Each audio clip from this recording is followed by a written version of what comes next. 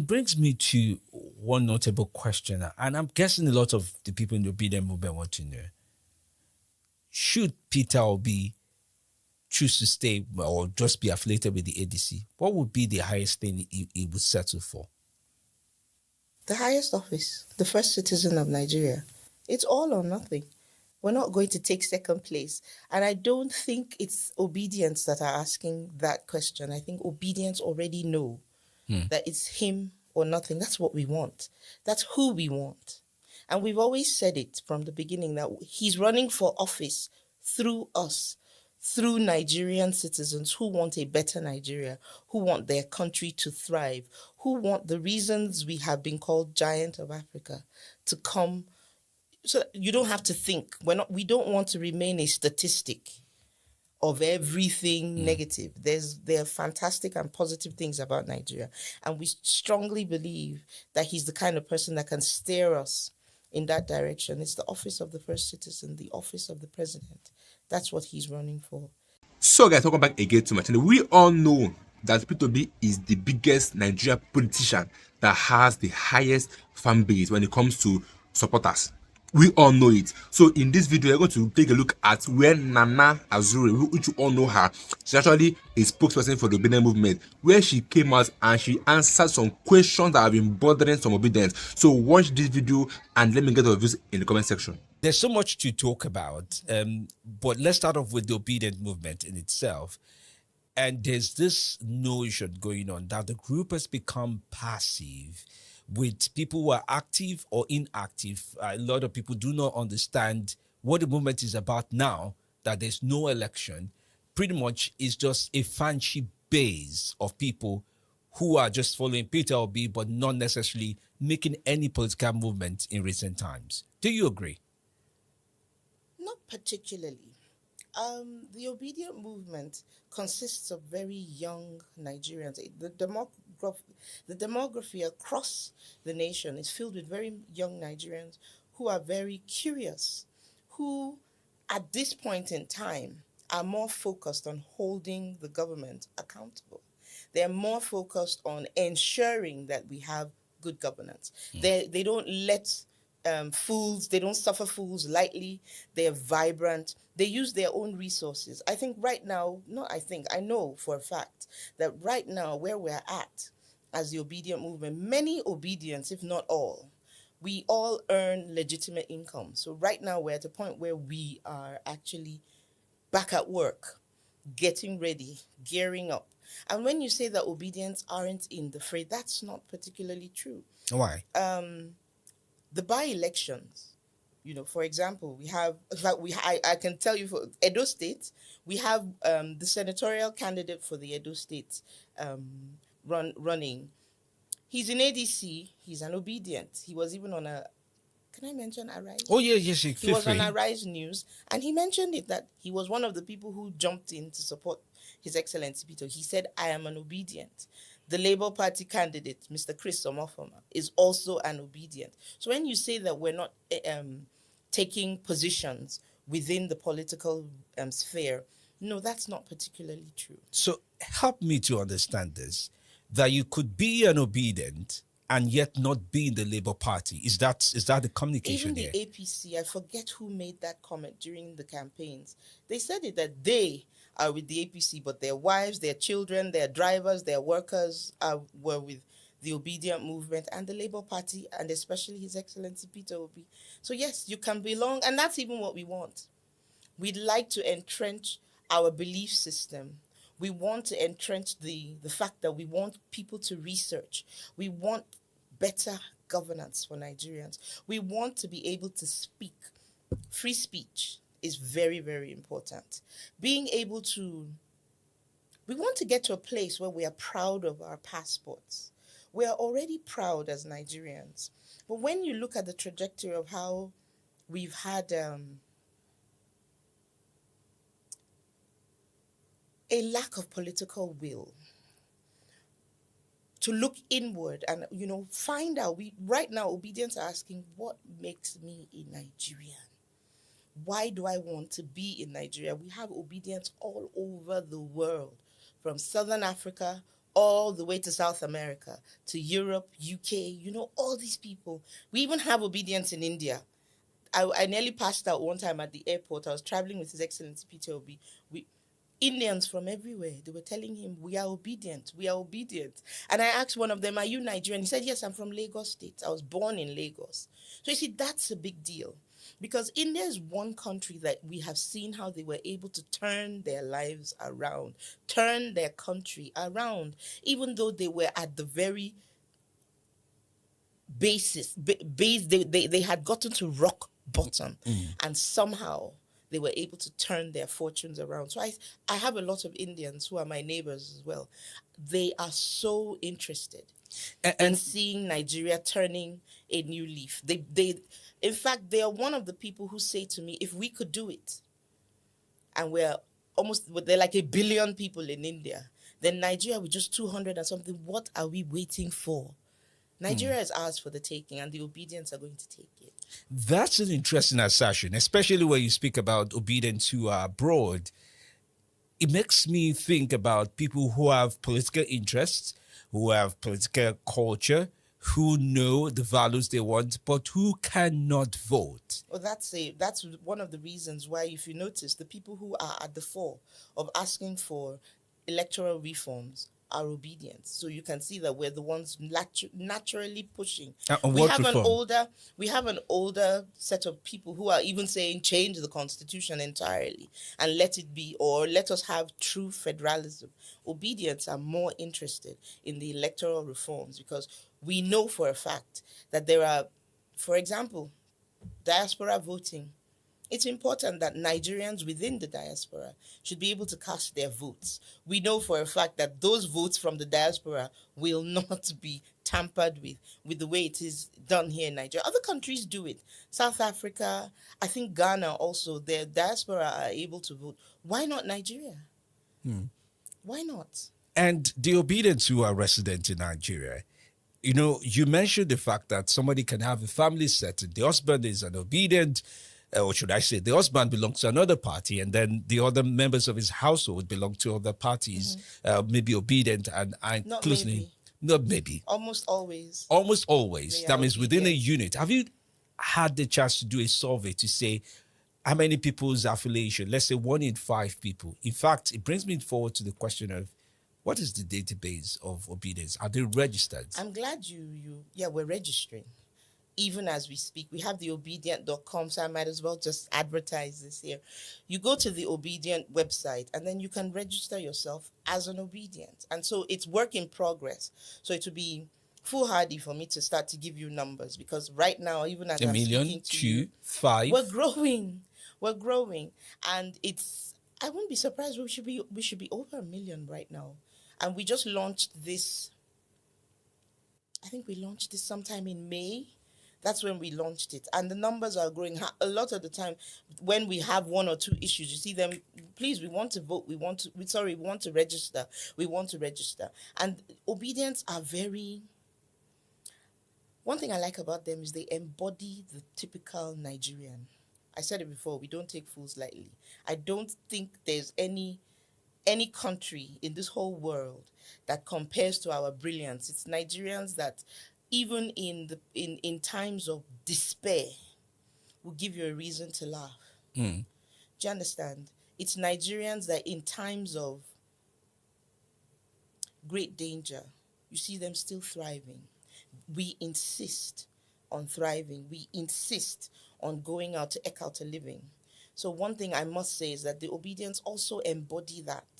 Many of these young people are not particularly waiting for mommy and daddy. They're doing their very best to ensure that they're also bringing something to the table. And I think that's something that we should all, give them a pat on the back and say kudos to the obedient movement. And we're growing. Remember, there's a new demography of young people who have crossed over to the age of 18. Sure. About 20 million of them, the last I checked. And so we are doing a lot of mobilization, having conversations with them, and they are feisty and they are raring to go. My son isn't quite happy that by 2027 he still will not be eligible to vote. He's obedient. He has no, in fact, that's part of the reasons why he's popular in school. My foray into politics actually made my son go into school politics as well, and he won. Out of 220 students, he got 180 votes. When it was time for the non-academic and the academic staff, he got 45, as in he got the highest votes, 45 out of 51. So you can see that it's going into the next generation. I'm quite proud of that. And sounds really good, especially one thinks about the values that are getting transient towards the new generation growing on. But you've only accounted for the very urban youths, the educated ones, the one who, for one way or the other, either getting a job or moving across a job or just trying to start out their business, which brings a good number of their account to urban people.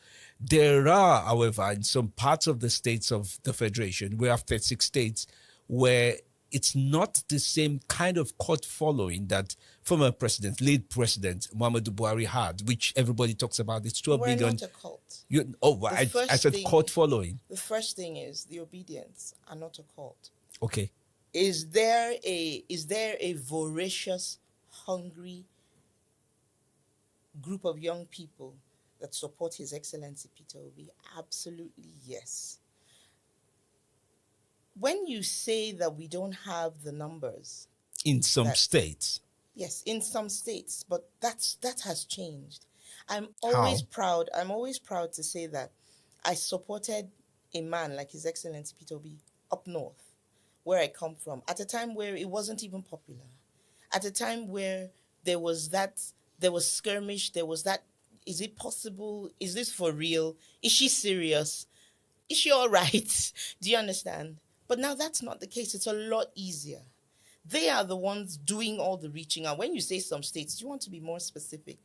Oh, I can. For Yes, example, please. I'm sure you want to say the North. Oh yes, I've already mentioned the North, and that makes me wonder because quite a number of people are not as highly educated as the average obedient that we have seen through I 2023. resent that. No, you must rephrase that. Oh, I should rephrase yes, that. Yes, you have to rephrase that. When you say are not high as educated. As the you're average wrong. obedient. You're wrong. Oh, you're wrong. correct you're me wrong. on what I'm wrong You're on. wrong. A lot of Southerners, you guys don't understand that when you say we're not educated in the North, you're wrong. A lot of Northerners are educated in Arabic. Doesn't make them illiterate. Doesn't make them non-educated.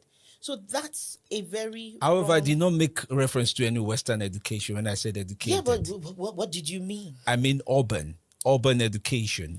And here's the point I was trying to get at. I understand there's room for Arabic education. Absolutely. There's a lot of Islamic schools, a lot of orientation as regards that emanate or are closely associated with the culture of the North, right? But when we look at the average obedient, who is disposed and fairy, like you say, that they are, we just can't find the same natured person that you find in the South almost replicated in the North. We don't have to be like you in the South. That's the beauty about being Why divergent. not? We don't have to be like you. I don't have to be like a Southerner. Do you understand? To be able to achieve what I need to achieve. The point is, obedience are growing in their numbers in northern Nigeria, because they themselves are beginning to ask, especially the young demography, they're beginning to ask those very pertinent questions. Why do we have moribund schools? Why don't we have better road infrastructure? Why are we unable to farm? Then don't forget the matter of destitution. I say it as it is. When I say destitution, I'm talking about the gross insecurity up north. We love the land of the North. We want to be able to go home. We want to be able to sleep with our eyes closed. That's not what's happening. And these young people, and don't forget that there's the advent of the internet. A lot of them are also online. The people from an older school, I'm proud to say, you will not see a Malam without his transistor radio, listening to BBC Hausa or listening to the news. It's transcendent even to young people. Mm-hmm. So it's part of the culture to be abreast. The beauty about northern Nigerians is that we are very politically astute. So do not take our watching, because I'll tell you this, in northern Nigeria, a lot of us, and that's why it was, I would like to credit that to northerners, because when I went back home to campaign vehemently for His Excellency Peter Obi back in 2022, 2023, and I was between Kano and Jigawa, I noticed that a lot of the time they were more receptive toward me because we see it as a southern candidacy. So whether you're from the north, whether you're from the southwest, southeast, or south-south, if you bring Arnold Schwarzenegger and say that's the person that's going to run from the south, we don't have an issue with that. And I had this So it's mindset. Correct me if I'm wrong, because it's always seemed, and I will say this for our viewers who do not speak Hausa, but I'll make an attempt to say. There's this saying in Hausa that says, "Namani, namani," yeah, our own is our own, right? Namuni, namuni. Namuni. Yes, I know my Hausa will eventually you get tried. there. You did very well. Yeah. Sabnuta kokari. Nagodi, mama. Nagodi. Which literally means our own is our own. Ours is ours. And I find Peter Obi, His Excellency, he has had to run several times against candidates who are from northern region of the country. His Excellency Peter Obi. Peter Obi, when I do mean run, I mean in terms of 2023 election, for example. Okay, that was the one time. Yes, that was the one time. President. Yeah. And of course, that was interesting. Before then, he was a vice presidential candidate to Atiku Abubakar, and a lot of people thought maybe it was an extra wheel on the ride. I don't know. That can really be redefining as we go on, because we're still going to venture into coalition issues. But I just want you to know, how is he perceived now in the North?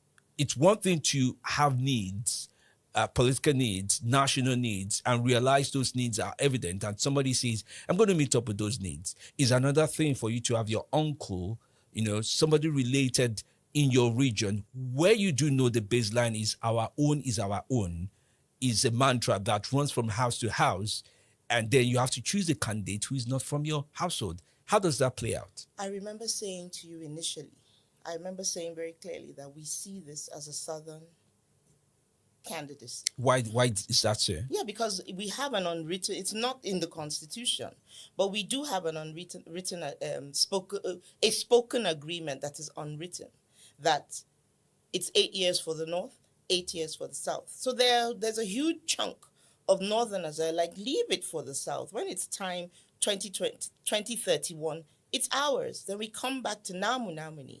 Do you understand? There are a lot of Northerners who are displeased with certain people who have come out when it is the time for the South. You can see what has happened in a particular political party. That singular decision, while I respect the individual, has decimated the PDP, has put it in the quagmire that she finds herself. So you can see that, has that really worked? The thing with the North is, we want a situation where the government can work for all and sundry. Because Peter Obi is the first person that will tell you, we're not buying bread cheaper because we're from the South or from the North or from the North Central. You're not buying fuel cheaper. The most important things are education. The most important thing is health. It's such a travesty. It's such an embarrassment and a disgrace that Nigeria is the worst place for a woman to give birth. Do you understand? Yes, I do. And those are the things that we want to get fixed. Nigerians are beginning to see a man, and when I say Nigerians, the North included, especially a younger demography. Those are the people who are now asking questions. Because even when we say Namuni, they'll be like, okay, what did ours do for us? Show me what is done. So how did we end up here? And those are the people who are a breath of fresh air, who are saying those are the people that we want them. And it doesn't matter whether or not they join the Labour Party or join the ADC or we just want people who have retooled their minds, who may never have been to an airport, but they see everything that goes online and they see their region. Call it desert, because we have desert encroachment. But they can see what's happening in places like Saudi Arabia. They can see what's happening in Qatar. They can see what's happening in Dubai, and they want their country to be just as good. So yes, I blame this government a lot of the time. I blame successive governments. I blame successive governments in Nigeria for all the mishandling of Nigeria's policies, politics, and resources. I say this because it's a lot of the time you see them say, oh, there's no banditry. oh, there's no kidnapping. I dare say it's because your government is the one kidnapping. Your government is the one doing the banditry. Yes. You're saying the Nigerian Abacha government. once said, Yeah. he once said that when there's insurgency to a certain degree, your government knows about it. 48 hours. How is it possible that hundreds of people are killed at once?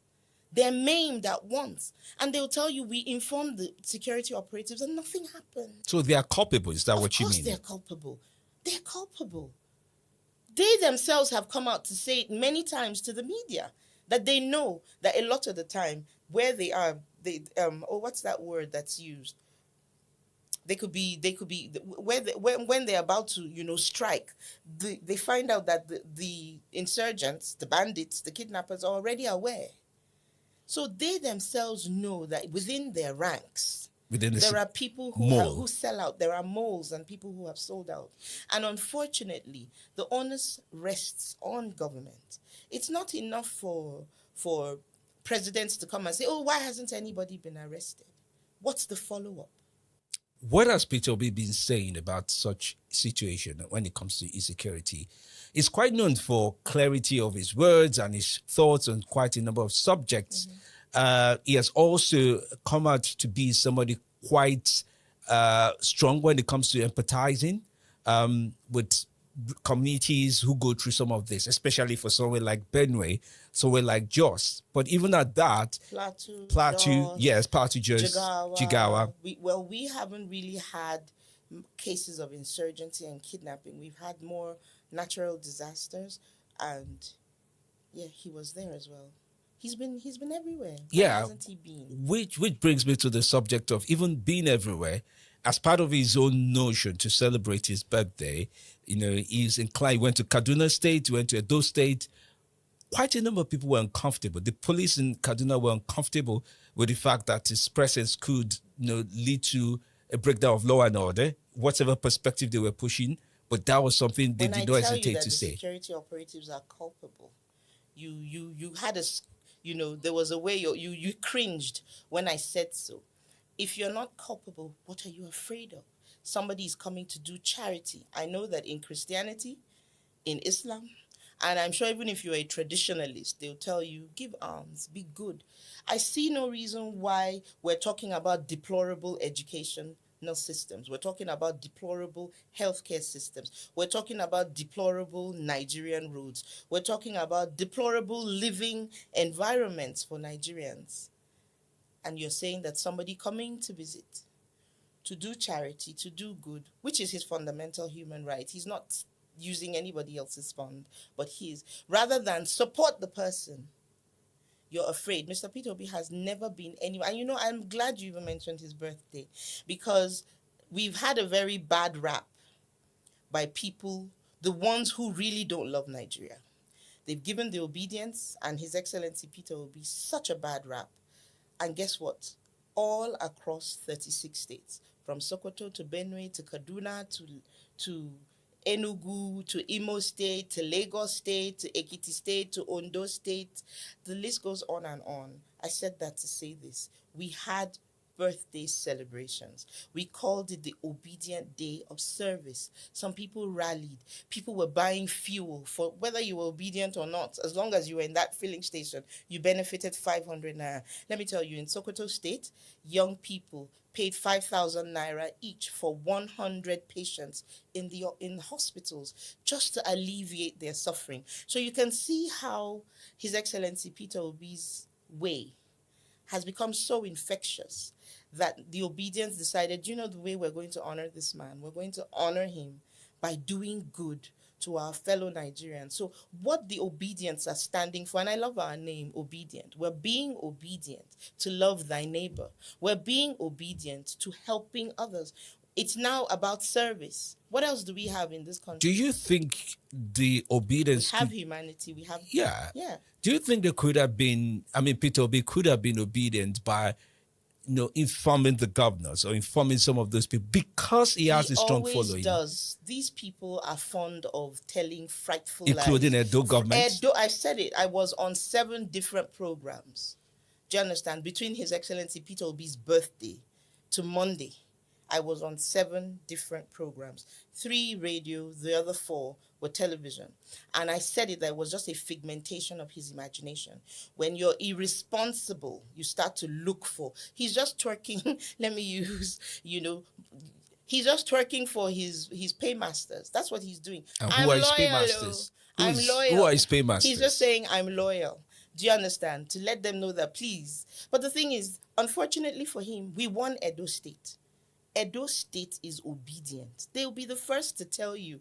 I remember one time I was saying, I don't think Edo State is as obedient as Southern Kaduna. And there was an outrage. There was this competition that, no, we are the ones. And they own it. They own being the headquarters of the obedient movement. So it's a travesty. It's an effort in futility for you to think that you could threaten a man like Peter Obi. One threat to one person is a threat to us all. And it's not true. I have been there when Mr. Peter Obi makes those calls. I'm not a member of his protocol, but I have been there. He's somebody that always obeys the rule of law. He's so you know what? He's so fanatical about the rule of law and doing the right thing that sometimes even we roll our eyes and be like, but this is Nigeria. You can get away with it. Let me tell you something. If Peter Obi says no 5 times, no. He's not going to change his mind. If when you're having a conversation with him and he says, no, you didn't, then there's a possibility it's for discussion. But when he says it that 5 times, trust and believe that he would do it his way. So even when people say he's not decisive, he dilly-dallies, I look at them and I say, if only you knew. Just because he's a gentleman, just because he refuses to rub himself in the mud with the rest, and he rises and he's top notch in his relations, with everybody, all and sundry, including those who try to denigrate him, doesn't mean that he doesn't have the foresight. I admire his patience. You have to have oodles of patience to be a man like His Excellency Peter Obi. So when you see him silent, it's because he's thinking it through. And he always has to weigh all the options. So to you, it's like he's sitting on the fence. To you, it's like, oh, he hasn't taken a decision. Nigerians are so used to gra-gra. Nigerians are so used to the abuse of government that when there is that person who's taking his time and bidding that time, you see it as weakness. I've said it before. I wrote it in one of my memoirs when I'm doing my writing, when I'm doodling. I said, Nigerians, unfortunately, have a Stockholm syndrome relationship with their government, where it's the people that have abused you the most that you still go back to. You're still gravitating towards them. But then I dare say that that's in the past now. It's in the past because the young people they're tearing themselves away from such situations. It brings me to what's the nature of the no? Is it the no or no 5 times that Peter Obi is saying to the coalition? Is he saying no or is just being silent? He's not been silent. If you're following the news, he has always said he's a member of the coalition. He's in those talks. He's having those conversations, but he's still in his party.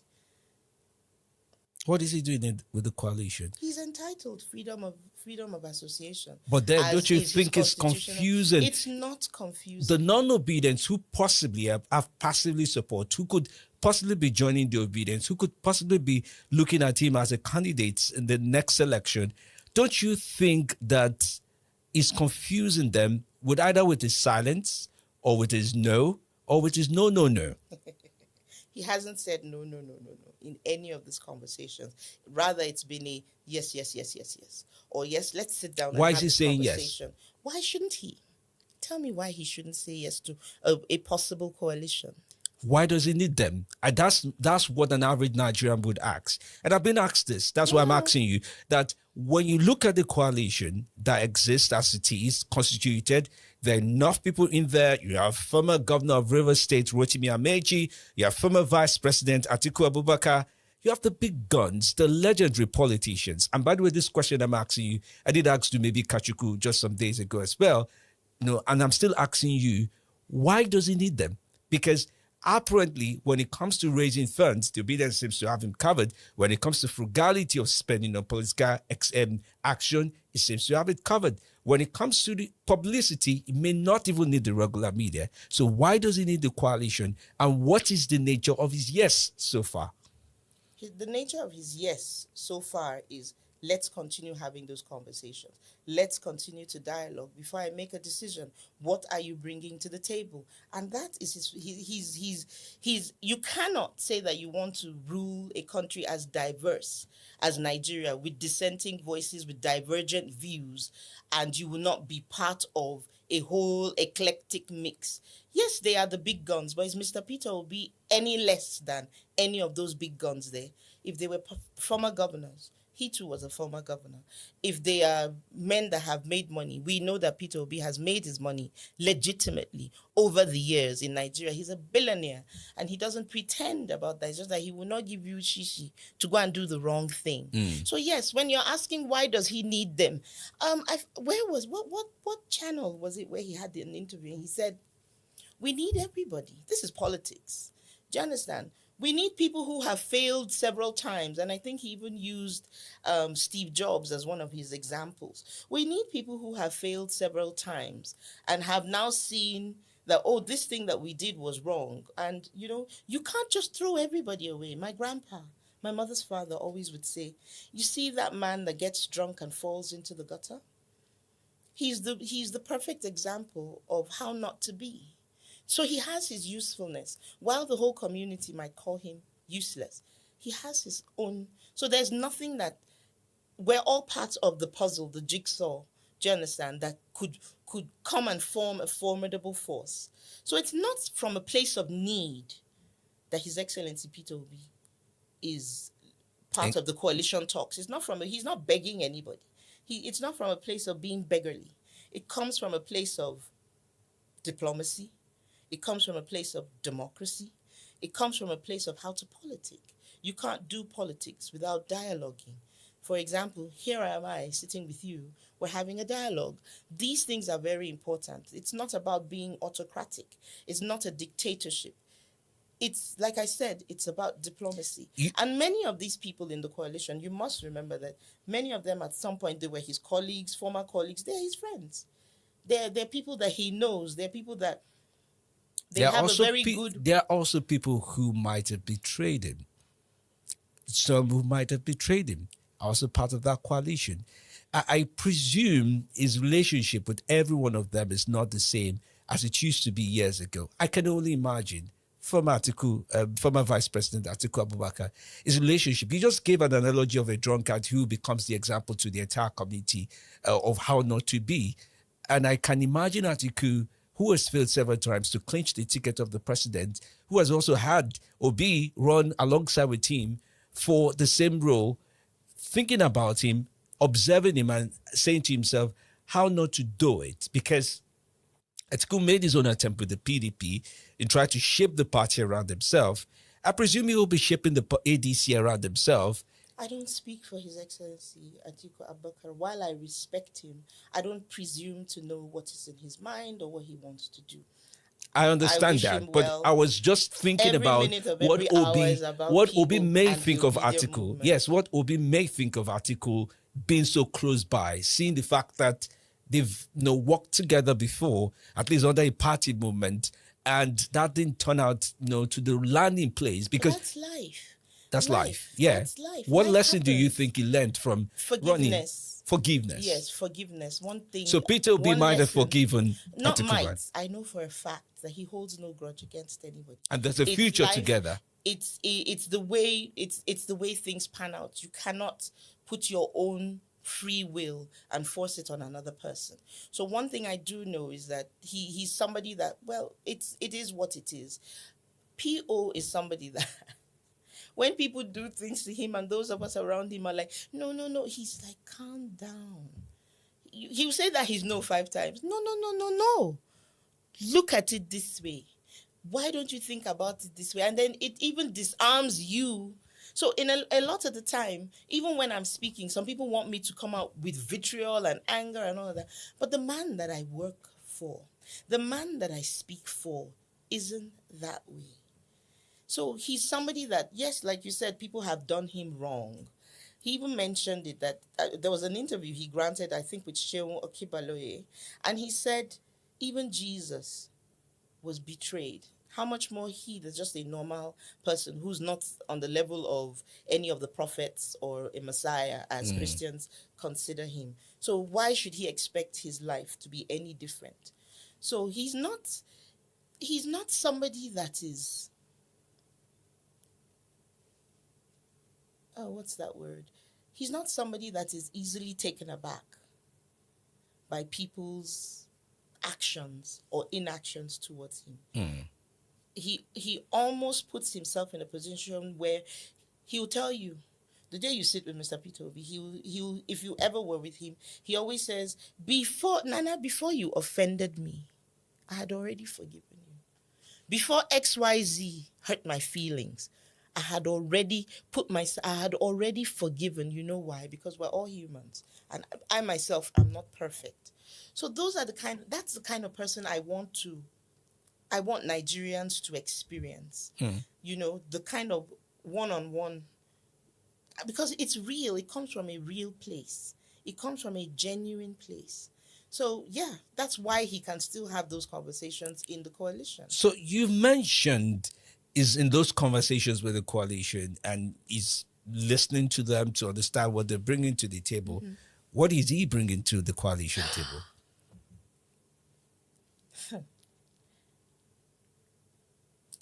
Mr. Peter Obi is bringing himself. He himself is a tornado. And that's why you say people get scared and skirmish that he's coming to their state to just assist and do things. Peter Obi himself is a tsunami. He's bringing himself.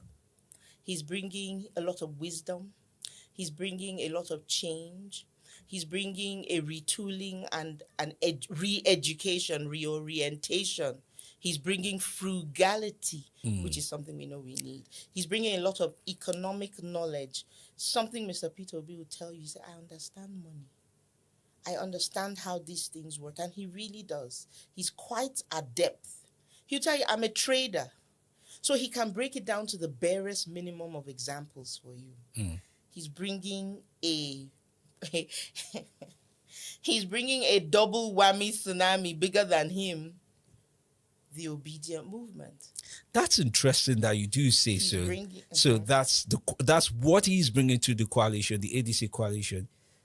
But he hasn't brought in anything to the Labour Party, despite there are many skirmishes, there are many outbursts, if I would say, and some of the members also making disgraceful comments about their party and members of the party. And sometimes one thinks about how many chairmen actually exist in the party. And one thinks about the role of the former vice presidential candidate of the Labour Party, Dati as well, Dati Baba, who has been trying to build bridges, and it's almost been confused that he may have parted ways with Obi. However, he has come out to say he has not parted ways with Obi. Can I stop you there? Order before you do. And I think the fundamental question would be, if he's bringing so much to a party, ADC coalition, why hasn't he brought that into the Labour Party? That's fine. It's okay. I like the word you use. We are having our internal skirmishes. Doesn't mean that we're still not a party. His Excellency is still with the Labour Party. And he has said the day he's going to leave, if ever he's going to leave, we would hear it from him. So you won't be hearing it from a mouthpiece. You won't be hearing it from his spokespersons. You will be hearing it from him directly. Now, the matter of the Labour Party is, we understand, that government has a hand in trying to, APC-led government. Yes, the APC-led government is trying to destroy the Labour Party. Whether or not they will succeed, it rests on us who are the members of that party. And we are sure going to fight for the soul of our party, which is what we're doing. What you see is the fight.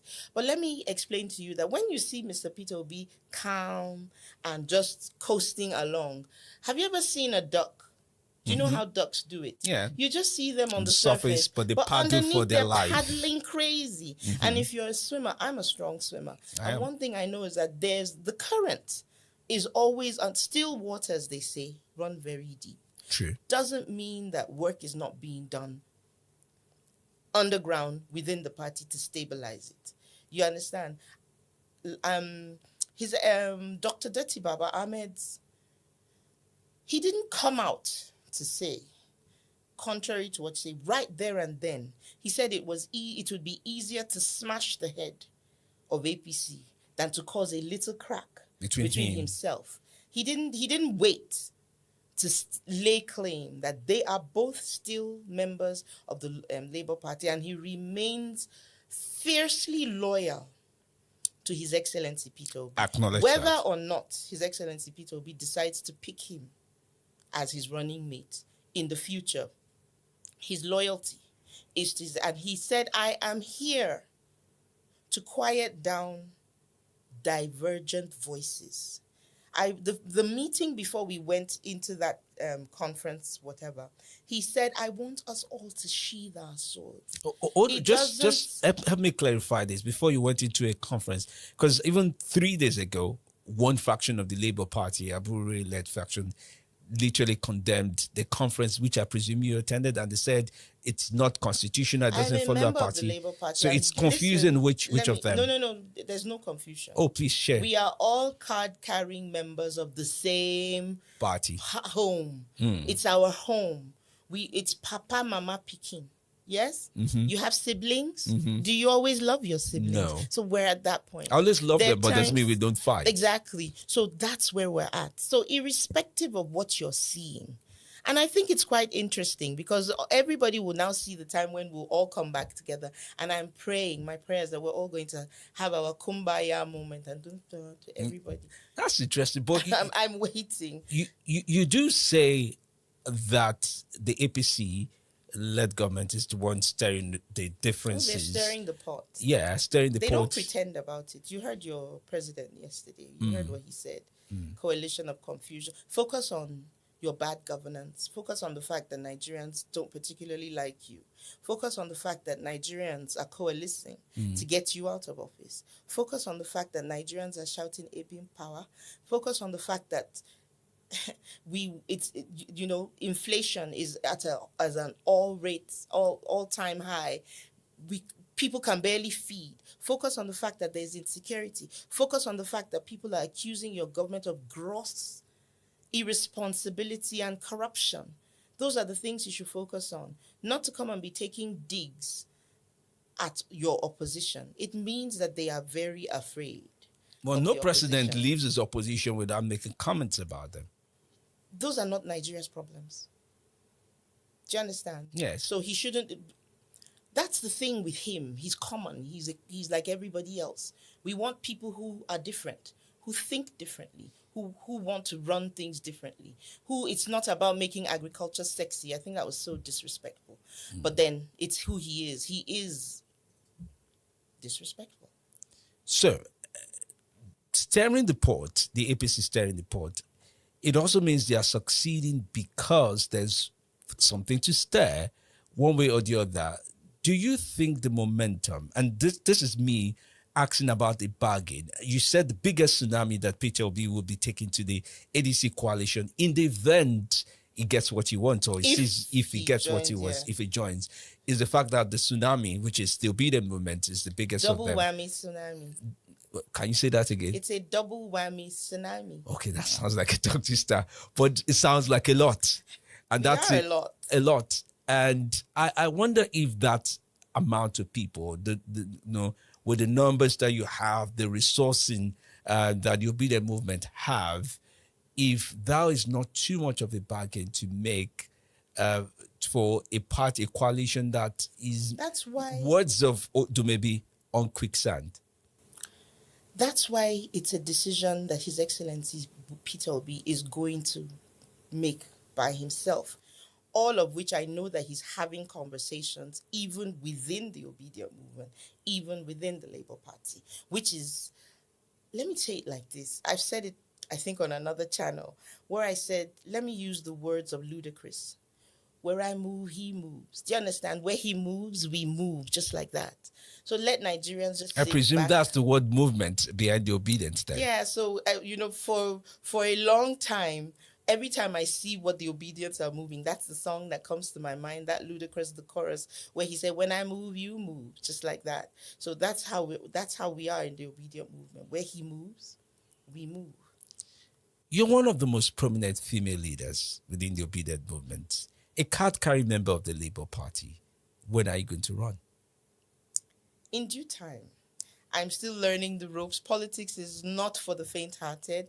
I'm the accidental politician, accidental spokesperson. I didn't dream that I'd be doing this, and I'm grateful for the honor. I'm grateful for being entrusted to speak for not just His Excellency Peter Obi, but the obedient movement. A lot of the time, I found that I have to temper my words, bring it out in a totally different way than how the obedience would want it. And so I'm learning. I'm very curious. I want better representation from women. So for me to have been thrust into the foray is a big deal. But then and thankfully I've had a lot of mentors. I've had their names that call my number, and when I see Truecaller identifying, first I fling the phone. I'm like, and they say to me, Nana, you're doing such a good job. We're literally proud of you. I've had people say to me, even people who you feel are not politically aligned with you, your name is on the table. They are talking about you. So that means there's something I A have to offer. political table, maybe with the APC government? I'm sure they're referring to the APC, but Would you take it if it was offered to you? Any job? would I take what? A job, an appointment with the government, DG, name it, communications, any of those portfolios? Would it be communications if the government is willing to have people, and I've said this before, if APC-led government was serious, they would actually have people from the opposition working closely with them, telling them where they dropped the ball. So if my work with government will entail freedom of speech, where I can speak honestly and truthfully with no encumberments and tell them you'd messed up here, much like the shadow government of which I'm a part of, the shadow cabinet that Professor Patutomi came with. I'm the shadow minister too for information or something like that. But we've had to backpedal a bit because, as always, this government is always afraid of even their own shadow. So we had to now, change Is that the dead words and gone around. now? So no, it's not dead and gone. It's just that we don't call ourselves a shadow cabinet. We are now more like the big tent shadow team, which I think is, it's such a downer, because we weren't even asking government to pay us to be able to come and tell you, you've done this wrong, you've done this wrong. They say, oh, Nigeria is not, well, it's in court. We're in court. Yeah, because So I know let the me not speak DSS too much. DSS Yes, so draft. let me not talk too much. Yeah. But the truth of the matter is, if they were a serious government, then it would be a no-brainer that they would need people with divergent views, people with dissenting voices, working alongside them, not working for them and not working with them per se, but just alongside them. What do you think about this? No, I think you should have done this better. I should be able to come and tell you, no, you didn't. This is wrong by every standard. For example, I should be able to, whether or not I work alongside a government, I should be able to say to them, that was a whole load of crap that the governor of Edo State, came to say. You can't threaten people's lives. Why do you presume that an impractical job, and I say this, an impractical job or an impractical prize, because that would be your prize now, if I would say, to be able to work for government, right? Speak your mind, have freedom, express yourself. Why not work for government? Oh, work with. Work alongside them. No, I won't work for APC. No, I won't. They consider that they are progressives. I haven't seen Nigeria progress. We don't feel it. I was at Business Time about almost 2 weeks ago, where they were talking about the economic growth and all that is just English. How does that translate to the woman selling kose on the road? How has that been able to translate to transporters trying to move from maybe Oshobo to the next city? How has that helped Lagos commuters? How has it translated to the average Nigerian, not to even talk of those who are not upwardly mobile? How has that translated into better education for the Nigerian child, for the girl child? How has that translated to security? So I won't work for this government. I can work alongside with them, keep putting fire to their toe. I'm already doing that even without them giving me any appointments. So it's just to keep at it. But if they were supposed to give me a title, a job title or something, I would still want to be able to speak. What would be an interesting job title for you? I would still like to be able to speak from the side of a skeptical Nigerian who's able to look in and speak in. Give me a fictional job title. And truthfully. Pardon me? Give me a fictional job title that might interest you if all your terms and conditions are met.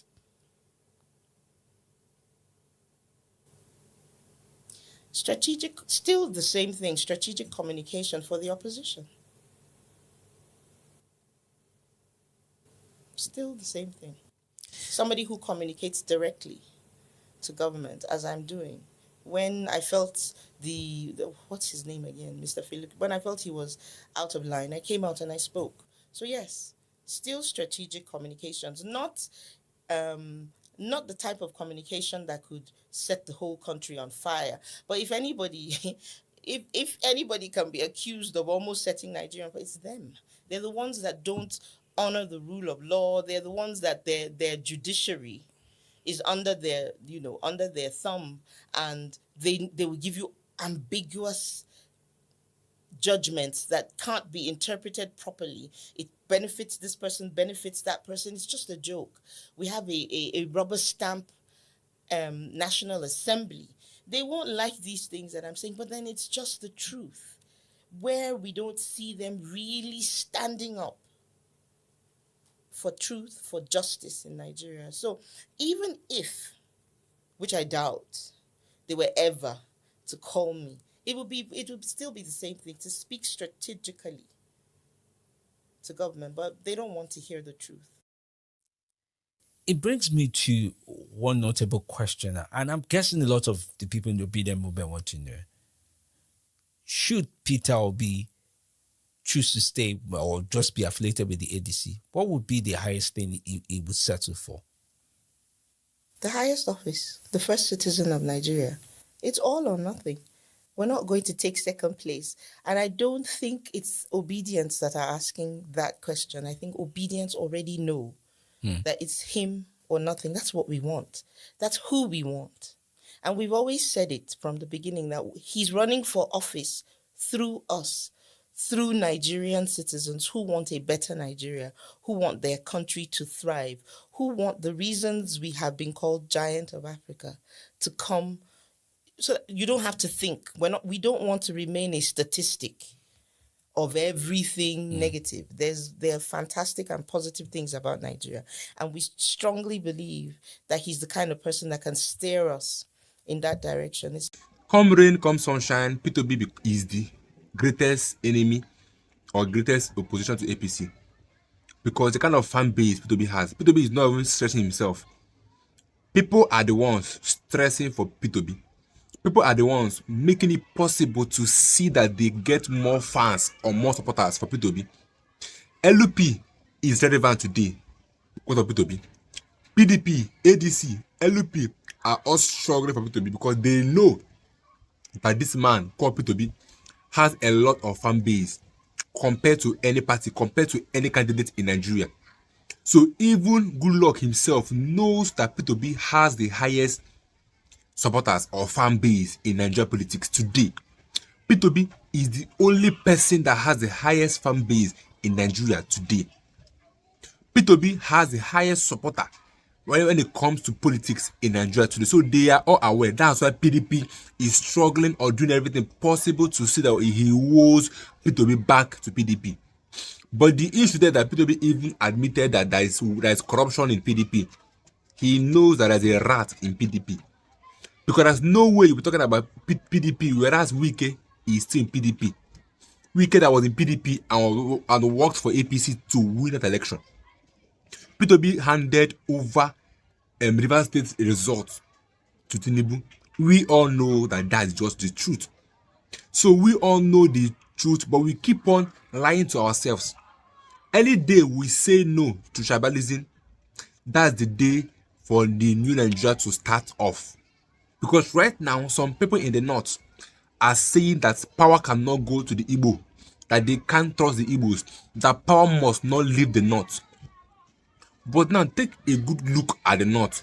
How many of their leaders have done something tangible in their region? How many of their leaders have had an impact in their lives?